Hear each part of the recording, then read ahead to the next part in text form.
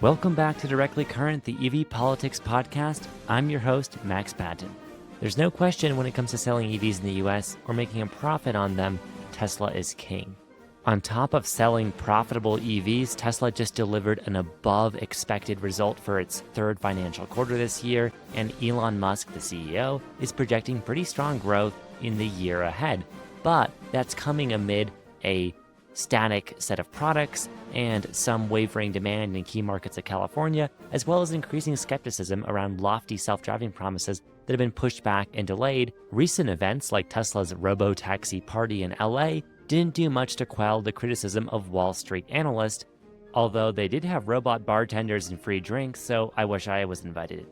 Sour grapes on my end aside, there's no better person to analyze Tesla with from a business perspective than someone who understands the EV market at large, like Corey Cantor, who is an analyst with Bloomberg and specifically works in their NEF division, covering renewables, the sustainable energy economy, EVs, all of that futuristic goodness.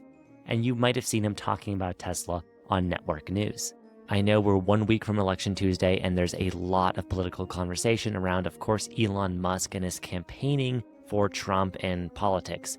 Keep in mind, Corey works for Bloomberg in business editorial, so he has a few restrictions on what he can say, and the scope of our conversation is strictly on this as a market. However, Elon and politics is a fascinating topic, and trust me when I say we will talk about that with our guest for Election Tuesday next week. But for today, we have other things to get to. So let's talk Tesla, emerging competition from unexpected places in America and beyond, and the future of the EV market. Welcome to Directly Current, Corey. Thanks for coming on. Thanks for having me, Max. Yeah, so first off, let's just hit the news stake here. Tesla Q3, a big quarter for them. Seems like they're turning around the narrative that their car sales were declining. They had this energy storage business growth. What was going on there? Yeah, you saw Tesla for the first time this year seeing growth both in its production, which was around 9%, and deliveries up about 6%. This was following a first half of the year where both production and deliveries were down. So Tesla kind of shifting from a kind of faltering EV story to maybe a bit of a rebound. I'd even seen turnaround batted around out there. I think it was an improvement for sure. But I think the ultimate question is, what does the rest of this year look like? I've thought of this as if they're climbing a hill for growth. Tesla has about 514,000 more EVs it has to sell in the fourth quarter of this year, just to break even with last year. Yeah. So that's 1.8 million units for the full year. They have to sell 30,000 more Teslas than they did in their best quarter of all time, which was the fourth quarter of last year. So while a good third quarter, I think they still have a lot of work to do. And again, that's just to get to where they were before. And there's a lot of long-term and near-term implications for Tesla that I think are still unanswered. Nevertheless, they're still outpacing pretty much every automaker here in the US and abroad on electric vehicles.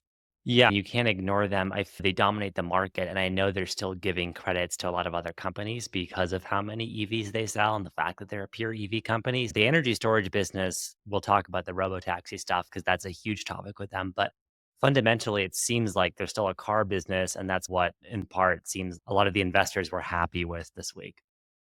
Yeah, and there's this element of Tesla's executives and CEO Elon Musk talking a lot about autonomous vehicles and AI, and investors bouncing back and forth in terms of happiness when they're focused on the kind of blue sky, big picture, future thinking targets versus the kind of nuts and bolts of selling electric cars. But that's what 3Q really was a success in terms of production and deliveries. They still need those electric vehicle sales. I think what becomes trickier as you think about growth next year, and I think it's important for your listeners to note that Elon will throw around a lot of kind of projections. And one of the surprising ones on this call is he projected 20 to 30% growth next year, which is quite a lot with no new models announced and nothing really on the front burner. And so you always have to look at these calls within a narrative of a bunch of calls, just because Tesla will move and score quite a bit, even within a single year. Yeah, that one stuck out to me because I feel like since 2020, Tesla's product has been very similar. Obviously, they've iterated. There's a nicer Model 3 out. Presumably, they will refresh the Model Y to have some upgrades as well on the consumer end of things. But still, very similar drivetrains, layout, products, ranges, with, I guess, the big stainless steel exception of Cybertruck. What do you think is Right. behind Musk's projection there? Do you think it is Cybertruck eating the truck market, or what exactly do you think might be driving that? Max, it's honestly talking to other experts around Tesla, one of the hardest things to pin down. Even within that investor call, you could have left thinking, oh, great, Tesla's about to unveil a bunch of new EV models in the $30,000 price range, maybe after subsidy. Or if you listen closely, you heard at one point executives talking about reducing costs is how they're going to reach those kind of more affordable prices. And maybe it just means the Model 3 is going to be lowered to $36,000. You throw in a $7,500 tax credit, courtesy of the Inflation Reduction Act, and boom, you're at $30,000 car. So really opaque. And I don't blame folks for being confused about it. I think what is clear after the call is this idea of a Model 2, meaning a similar design to the Robotaxi that is with a steering wheel and with a pedal, does not currently exist. And that's something throughout the last couple of years that has gone in and out of kind of Tesla narrative, Yeah. and Musk quashed it again on the call. Yeah, that's to be a super interesting because I spend a lot of time with people who both are negative and maybe optimistic about the Tesla stock on Twitter and the Yeah. terminally like online universe. But the Model 2 has loomed really large as this thing where if you're bullish on Tesla, you believe the Model 2 is the thing. And you'll tell people the Model 2 is the Robotaxi event we saw. And then here you have Elon and Tesla saying it's not a car, this is going to be our taxi. But if we can maybe play a clip from the event, it is a two-door hatchback. It looks a lot like what the hmm rumored Model 2 was supposed to be. Is that kind of what indications are suggesting it is? If you go and you look at Walter Isaacson's biography on Elon Musk, there is a lot of even internal back and forth on the Model 2 versus the kind of robotaxi with Franz at Tesla basically designing it in secret after Elon quashed it the first time and then presented it side by side with the robotaxi, got the green light, only to maybe a year later get it struck out again potentially. It's really confusing. And I think ultimately with Tesla, it's not important for long term, all of these kind of ins and outs, or even on these kind of investor calls. It's what product are they actually going to put out there? There's been times where Tesla has made mistakes and they will reverse course. So that's why even saying something is finalized, the Model 2 will never come out is something that I try and steer away from because you never know in 6 months where their market is going to be. Say the robotaxi takes a lot longer than expected. I think the question becomes when you're looking at growth projections for next year, how are you going to achieve it without cheaper models? And it seems very difficult when they've tapped out on a lot of Model 3 and Model Y sales. Yeah, part of that is demand and market saturation. Model 3 hmm and Model Y, I think to Teslas and to EV adoption credit are historically accessible right now. You can get them Yeah. with tax incentives for competitive prices with a Honda CRV or a Civic, right? Whatever comparable combustion vehicles in that class would be. So it's like, how much more room do they have to penetrate? Or in some ways, this is, I know we can't get too much in the political nature of this, but if there is Yeah. maybe negative association with EVs. Let's say Trump wins the election, EV hmm incentives go away. That doesn't really seem like the catalyst to drive more EV adoption really quickly. Yeah. I think what I can say is that you've seen Tesla survive in an environment without the tax credit before, Yeah. right? If you look at the 2020 period to 2022, you basically had no $7,500 tax credit under the pre-IRA structure where you basically anyone could get a tax credit, but up to 200,000 cumulative cap of sales, which Tesla had breezed past. Hmm. But there is a political connotation change in how people view Musk. And I think what I've been keeping an eye on is kind of California's market just to see how Tesla sales do there. There's definitely been a rebound in Q3. We haven't gotten the California data yet, but that's where you've seen Tesla really trend down. And given that California is the leading EV market, it has an impact, even though it's political, it has a real world impact on sales. Hmm. So it's just another challenge to that 20, 30% growth, right? Because even if people might say that they're willing to buy from Tesla, there's still only so many people who can afford a vehicle at, let's say, $40,000 right now. According to a report we did earlier this year, about, let's say Tesla reached a $30,000 starting price for its cars, 87% of the market paid higher than $30,000 in 2023 for new car sales. So that's a good place to end up. That $25,000 point that I think people point, that really only gives you an additional 8% of the market. So 95% of sales in 2023 for new cars were over $25,000. So when Elon says things like maybe it's pointless to have a $25,000 car, I don't think it's as crazy as people might suggest because maybe there is just less juice to squeeze at that point. but there is a lot of sales in that $30,000 to $40,000 range that Tesla doesn't have access to. And then adding the kind of politics of Elon here, will only make it more challenging Yeah. because you have one side or the other side who is not willing or is enthusiastic in buying from him. Yeah, that's a great point, I think, because every few $1,000s that the car is cheaper on their end is a lot of pain in the production, the design of that. Yeah. They've already got really minimalist vehicles. They're removing stocks and things, which some people object to, but they've already made a very low cost vehicle. So in some ways, it is, I think, a question of maybe diminishing returns in that sense. But to Tesla's credit, they are, I think, the only US manufacturer of EVs to sell them at a profit at the moment. So the fact. Yeah, we're keeping an eye on, I think, GM and Hyundai and Kia on that. I think everyone's a little bit cagey with how much profit they're making, Mhm. but Tesla has more price control. And I think some of the mess that they're in it is due to the fact that they raised prices so much during the pandemic and came back down. It created a bit of a messy pricing situation for them and making these kind of more affordable models a little bit more difficult to get out there. For sure, yeah, but like all things, I feel like they almost led on that. They were the first to maybe the first to raise prices, definitely the first to drop prices, and Hmm. then the rest of the market really followed that.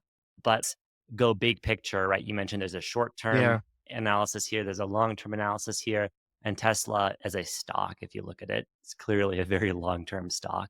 And lots of the believers were really excited about this Robotaxi event that happened a few weeks ago. It was hyped up all year. It was got some kind of mixed reactions. I think I wasn't there, but my perception was it was an amazing party in LA and they showed off some robots, they showed off some things, but that Robotaxi, the autonomous business, I know you look more at the traditional car side of it, but just Hmm. from your analysis, what your colleagues saw, what do you think was the impression just financially and for Tesla of that event? I think that on the robotaxi side, it's a really tough business, right? I think that people have looked foolish for undercounting or not believing that Tesla could accomplish a goal, but they are making a really major pivot. It's a very different business to go into autonomous vehicles and line up all of the policy and regulatory checks that you need to actually begin deploying these vehicles. And don't forget, there's two things going on here at once, right? You have the full self-driving supervised feature within the Model 3 and Model Y, and the robotaxi separately in the kind of robovan and cybercab utilization. And so I definitely agree from my sense that it was a good party and a good event. I think there's a lot of interesting things around wireless charging that Tesla might be diving into that I think across the spectrum could be pretty, pretty unique. When it came to Tesla and Cybertruck, don't forget, they first unveiled the Cybertruck in 2019, and it took them until really last year to actually begin deploying and producing the Cybertruck. Musk says that the robotaxi is going to be in full production, according to the investor call, by 2026. That's pretty soon and definitely more, I think, speedy than you would expect in terms of our team's projection. So as with everything, I think you need to take it with a grain of salt. I think there's a lot of big questions on safety that you have to make sure the vehicles are doing. It's one thing to have a track where you're looking at 3 months worth of kind of capturing the scope of where those robotaxis were deployed versus the entire United States or even cities. But it is an interesting play, and I think a lot of their expectations on value, not to speak to the stock, to speak more to the company perception overall, is around this idea of becoming fully autonomous, and that's definitely where Elon's head's at. Every single investor call for the past 2 years is he argues that full autonomy is the whole point behind Tesla. I will note that's a big shift from their original master plan, which yes, autonomy came up last decade. They've had autonomy days and they have made definitely progress in terms of their software, but it's a really steep challenge. And even after you do all those things, Max, just like we talked about in terms of car sales, you still have to convince people to buy these. Yeah. So you have to solve a really tough technical challenge. And then not everyone necessarily wants to own a cybercab.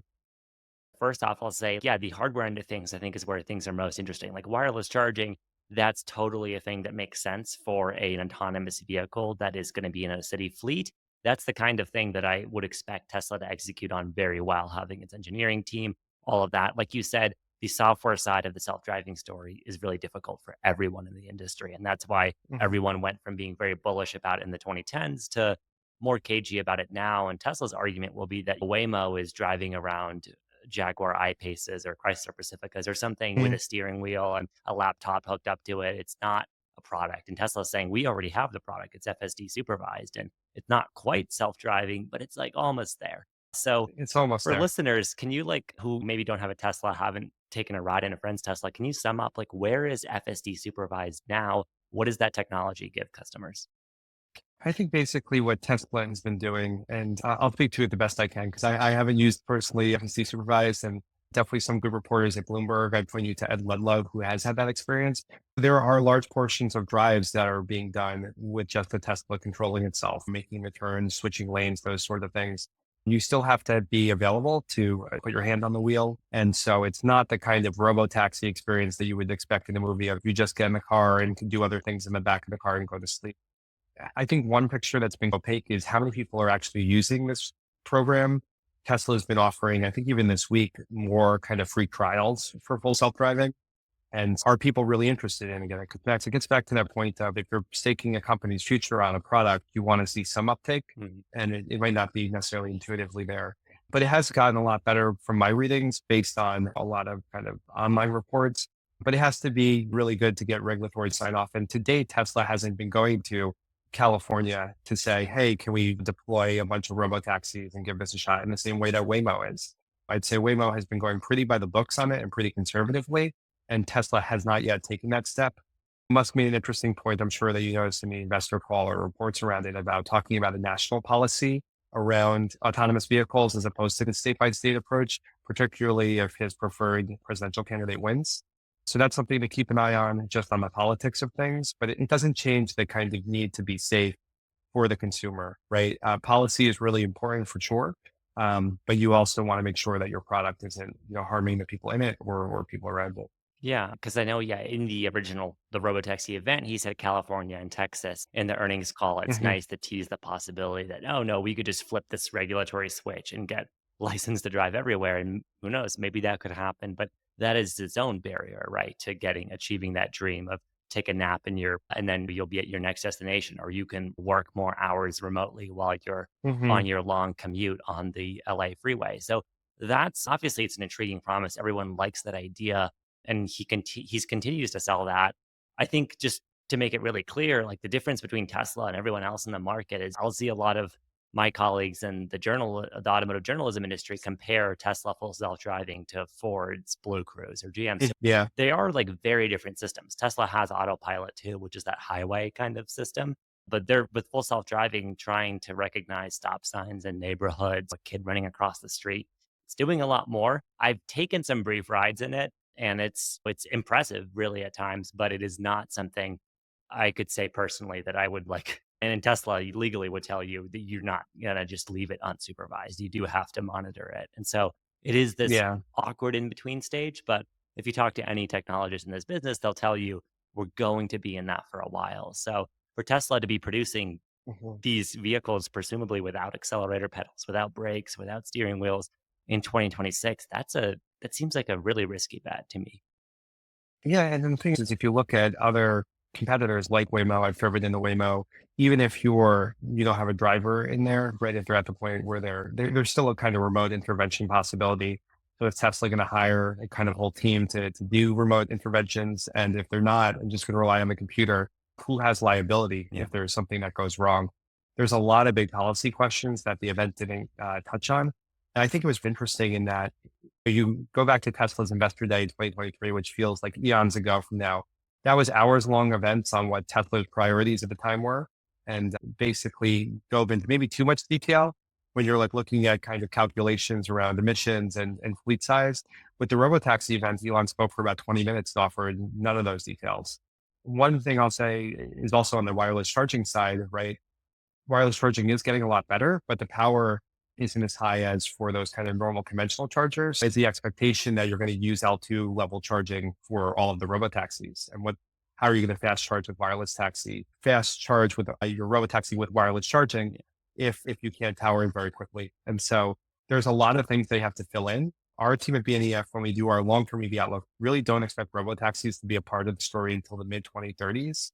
And more recently, my colleagues on our intelligent mobility team who look at Tesla don't really see the cybercab being a major story until the early 2030 period. So again, Tesla has surprised before, but I think if you point at the Cybertruck as an example, that was 5 years after being unveiled, right? So it's Yep. very much possible that the Cybercab could be showed off this year. and then we don't see it, in a real form until the end of the decade. Yeah, I think, yeah, in the Cybertruck example, key features about that vehicle changed. To Tesla's credit, they did deliver a stainless steel full size pickup truck, but lots of features of that vehicle were delayed with software updates and it was still rushed into production. There were small issues like the wheel covers causing issues with the tires and clearly a lack of testing compared to traditional OEMs in the automotive industry. That's just how Tesla rolls, right? It's a very different Yeah. timeline. They're much more rapid in that for better and worse. With that in mind, you mentioned before GM and Hyundai are spinning up their Hmm. EV divisions hugely at the moment. At the product end of things, for things I as a consumer can buy here in the 2020s before this cyber taxi comes, what does the outlook look like for GM or Hyundai or anyone else, like in terms of shipping at Tesla scale? Obviously, you mentioned, right, it's caught up yet, but is there a horizon of Tesla having to worry about competition for its actual traditional business? Yeah. Really, I think it's the question, Max. And I think it's the question of 2025 as we look to where the US market and the global market is heading. When Elon said essentially it'd be, foolish to have a $25,000 car, I think competitors can look at that one of two ways, right? They could say, oh my goodness, this guy is right about everything. We're just going to ignore it and not fill space. Or you could argue it's a huge opportunity. For sure, BYD is selling affordable electric vehicles and plug-in hybrid electric vehicles in a lower price range. I think with GM, the Chevy Bolt and the return of that Bolt will be a pretty big moment for those kind of cheaper cars. And even the Equinox EV that's now launching at $35,000. I'm really curious to see how that goes in the fourth quarter. Equinox had a really good kind of debut third quarter of about 9,700 units. That's great. That's where you want to see GM. Honda with the Prologue this year has done almost 15,000 unit sales. That's also impressive. But I think with all these folks, what you want to see is sustained sales. I think with Cybertruck too, it was the third highest selling fully electric vehicle in the US in the third quarter. That's great. And I think a lot of people, self included, are very skeptical of the Cybertruck, but one quarter only makes one quarter. I think GM, why they're in a stronger spot than say Ford or some of their competitors, is they've spent a long time making mistakes on batteries and finally are building up Yeah. those kind of economies of scale. And so it doesn't matter if one model does better or worse than expected, just because they have the kind of flexibility. If the Lyric is a breakout hit, but the Denali is not, you can pivot. Where I think the challenge with the way that Ford has approached this is they have two EV models in terms of the Mach-E and Lightning, and that's kind of it. Yeah. They're now pushing back their platform. They're looking into other options around hybrids and PHEVs. And you, as an EV maker, you don't know if this is going to be a year that BEVs take off or PHEVs take off. And if you have a good battery making process, you can pivot more quickly than having to wait 3 to 4 years to change your strategy. Hmm. And then finally on Hyundai, it can really hit that cheap kind of consumer. And they have an opportunity here to be seen as a premium EV brand. I think for decades in the US, both Hyundai and Kia were seen as more of those kind of cheaper cars that maybe are not as luxurious. But now in electric vehicles, they could be seen as the premium model at an affordable price. And so I'm looking forward to the Kia EV3 next year. That's supposed to debut at some point in 2025, and it's already on sale in some countries. A lot of the kind of election impacts will maybe speed or slow down debuts of EV models here, depending on kind of what the policy environment is.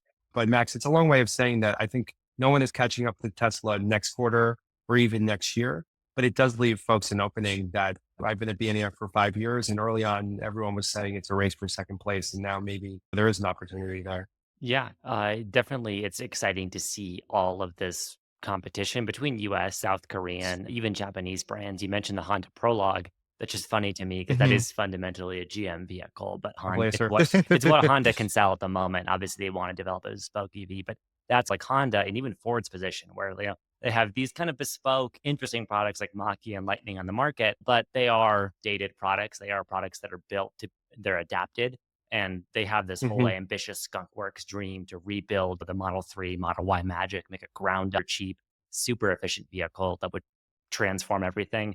That I think even Jim Farley or someone would tell you is probably several years away. But in the here and now, GM has stealthily crept up and they're somewhat failing or overpromised Ultium strategy is pivoting a little bit. Yeah. But they, in the meantime, they're shipping tons of vehicles. Okay, they made this kind of back foot mistake, I think, of killing the Bolt a little bit early, but they will bring it back. Yeah. In the meantime, I'm seeing Hummer EVs in my neighborhood. I'm seeing Equinox EVs, Blazer EVs. They're selling products at It's very different price points, very different sizes. And they are, it seems like to me, sneakily coming in there with, like you said, a huge variety of product. And then I think driving the conversation, to be honest, like the culture now, the car culture, both in combustion and electric territory, Hyundai and Kia have just been really aggressive with that. Because whenever I talk to even like non-car people, just normal people, they are struck by the designs they see of a Hyundai or a Kia driving by. And those vehicles are very ambitious and technologically too. So they are killing it as well. I think they still faced him, in my view, like you said, the perception issue of being cheaper. Their dealer experience is very different from, say, buying a Tesla or buying a Rivian, but they're doing really interesting things. Lastly, I just want to touch on some other recent exciting news. The Mhm. product is always moving here in EVs, and we just saw, I think a few days ago, Scout launched its rebrand. So that's Volkswagen's effort to do its own version of Rivian, spin up an old 80s brand, redo SUVs and trucks, but like real American tough off-road personality. That's really interesting. Obviously, that's more of a conceptual thing, but what do you think of like these players? Rivian's been doing this for a bit, but these players Mhm. finding niches that Tesla right now just doesn't want to fill and making vehicles for that.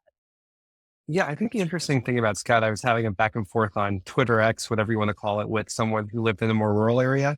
And he was pointing out how the range extended version of the Scout, which for those of you listeners who don't know, a range extender is a plug-in hybrid that is functionally structured in a different way to essentially have the electric motor and engine as the primary, but then a kind of gas powered backup as opposed to kind of 50-50 with a conventional plug-in hybrid. Mhm. And that person was saying that the EREV is really attractive to them because they have that range anxiety. So it's interesting to see folks moving towards those options. I think you'll see a lot more of that here in the US. The designs are pretty sleek. I think, again, with any new brand, it's going to be tough to break in. And Volkswagen sells a lot of electric vehicles globally, but they've had some real challenges. Yeah. So the reception is good for Scout. Obviously, it's a long road to get there. We've seen the challenges that Rivian and Lucid have had. I think it's all a part of this growing story and changing marketplace. And this idea that electric vehicles aren't going away. I think, Max, I was thinking on your last question, and uh, the market has changed so much in just 4 or 5 years. And even reflecting on the election, the last time that Trump was elected in or the last time he was running, electric vehicle sales in the US were about 158,000 units in 2016. And now we're in a market that's going to sell well over 1 million units, approaching 1.5 million. And with newcomers like Scout, with new models from folks in GM and Honda, you're just in a whole different playing field. And that's just talking about the US. We haven't talked about globally. So it's exciting to watch, but it also means that you have to have a bit of humbleness because you don't know what's going to catch on. I think if we would have talked in January, the idea that the Honda Prologue would be one of the best sellers would have people scratching their heads, but it shows the power of brand value, frankly. So I Yeah. think for Scout, if Volkswagen is able to capitalize, then they'll be better off. And if not, then they'll see challenges. Yeah, for sure. And I'm personally rooting for Volkswagen and other all brands, of course, seeing things like them bring out the microbus again, finally in the US with the Hmm. buzz. There finally is, I feel like in 2020, if we just let's anchor this to elections, 2016, okay, Tesla's Yeah. really the only relevant player in full EVs. 2020, right before the pandemic, hugely optimistic moment for EVs, so many new products being announced. And then all of that got pushed back. Everything was really expensive. But all of these forecasts where the demand would just grow at this insane slope. Hmm. And then now here we are in 2024, and it's almost like a funny, I don't know, like rubber band back reaction where people are correcting somewhat and saying, oh my gosh, EVs, no, not tomorrow, not today. But finally, we are seeing, since I think 2019, 2020, signs of new product and new lifeblood in the Hmm. industry. Not to say that Model Y and Chevy Equinox, whatever, those are boring vehicles, but those are what are your 1.5 million The bread and butter. statistic. That's what's selling right now. But still, I think for consumers, for inspiring the imagination, because for most people, full EVs are still a imagination future purchase thing. These new products are important. So it's just super exciting to see that all developing. It's all about having the good product. One of my biggest pet peeves this year has been reading articles talking about a plug-in hybrid electric surge. And if you go and look at the data, you'll see that between January and July, there haven't been that many more PHEV sales. If anything, it's been relatively flat, and all the growth has come from hybrids and full electric vehicles. Hmm. And so it's not just for me to make fun of PHEVs, but to say you got to deliver a new product. So if you deliver a good product and the Scout comes in a kind of range extended version that people want to buy, then you're going to be using more electric miles. You're in better shape. But we can't continue the same pattern of avoiding making good EV products by just having these semantic battles versus offering consumers real choice. Yeah, and consumers are smarter than I think executives or us or anyone will give them credit for, right? Traditional hybrids, if you can't work with an EV, you probably aren't going to have a great experience, honestly, with the plug-in hybrid for lots of consumers. So consumers have been flocking to hybrids just because it's like a gas car with better economy for them. And then EVs are just slowly, consistently growing. And there's this weird narrative that because they're not growing quickly enough that they're fading. Definitely continues the pace, and it's all moving in the right direction. I think globally we'll end up growth over 20%. A lot of that is going to be driven by China. And of course, they're not going away either. So it's everyone's going to have to figure out what role they want to play in the EV transition. I think it's less about is the EV transition happening, which is clearly a yes, but more who are the major players going to be? And Tesla, with these kind of recent steps, I think maybe shifting slightly away from the leading role. But of course, we could pull out the data and see that when it comes to fully electric vehicles, Tesla's still number one by far. Yeah, they're still selling all those cars, and maybe that energy business seems to be working out. And who knows about the cyber taxi? We'll have to have you back if we're still doing this in a few years or something, see where that's going. But thank you. We'll take a cyber cab. Exactly. Yeah, take a ride like Cars and Coffee or Comedians and Cars Getting Coffee style in a cyber cab. I don't know who will take liability for that, though. But thank you for your time, Corey. Great having you on. Thanks, Max. Thank you again to Corey and to his bosses at Bloomberg for letting me pick his brain. Hopefully you learned a few things about the automotive industry with EVs, or at the very least you were entertained by Corey and my musings on Tesla and some of the other really interesting developments happening in the space. I think it's no secret if you've seen the work we're doing at the American EV Jobs Alliance, which candidate we're going to support in this election with a stronger policy on EVs. But you, listener, can vote for whoever you want, and you should exercise that civic duty, not just for president, but for those down ballot races in your state. Please research those candidates and look into that, because that can affect a lot of not just EVs, but your life. We'll be back next week on Election Tuesday with a more directly political-themed episode and guest. Until then, stay tuned to us by subscribing anywhere you might listen to podcasts between Spotify, Apple, YouTube, and more. Check out all the work we're doing leading up to this election, which is coming right up and beyond at evpolitics.org. And we'll, of course, continue to cover that in the wake of the election, no matter who wins. Have a good week.